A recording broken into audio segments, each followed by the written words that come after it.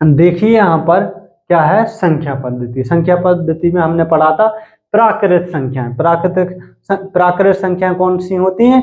1 2 3 4 गिनती गिनते जाओ जहां तक गिन सको, 4 5 dot dot dot dot dot कहां तक पहुंचेंगे? अनंत तक। कहां तक पहुंचेंगे? अनंत तक। तो उन्हें कौन सी संख्या बोल देंगे?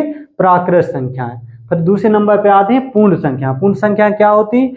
जिसमें जो प्राकृत संख्याएं थी उनमें हमने जीरो सम्मिलित कर दिया, उन्हें क्या कहेंगे?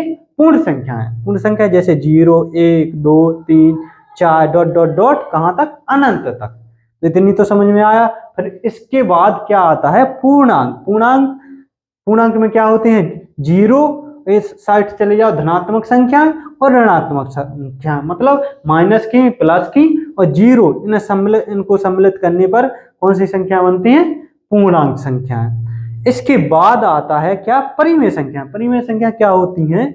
जैसे कि इन्हीं पूर्ण संख्याओं को कैसे लिख दिया जाए? बटे के रूप में, p बटे q के रूप में। जैसे कि अपन कह सकते हैं, यहाँ लिख सकते हैं संख्या 2 बटे 3, 3 हो गया, 4 बटे 5 हो गया। ये कैसी संख्याएं हैं? और यहाँ q बराबर, ध्यान रखना, 0 नहीं लिखना। तो कौन सी संख्या है? परिमेय संख्या। फिर इसके बाद आता है क्या? अपरिमेय संख्या। अपरिमेय संख्या कौन सी होती है? जैसे अंडर रूट वाली, रूट वाली, अंडर रूट 3, अंडर रूट 4, पाई हो गए। तो ये कैसी हैं? होंगी अपरिमेय संख्याएं। और फिर इन्हीं सबको मिला के क्या बनती हैं? जैसे प्राकृत संख्या, पूर्ण संख्या, पूर्णांक संख्या, परिमेय संख्या, अपरिमेय संख्या, इन सबको मिला के क्या होती हैं?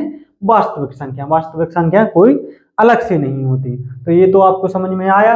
अब अपन पढ़ते हैं क्या? इनके दशमलव प्रसार। आपने नाम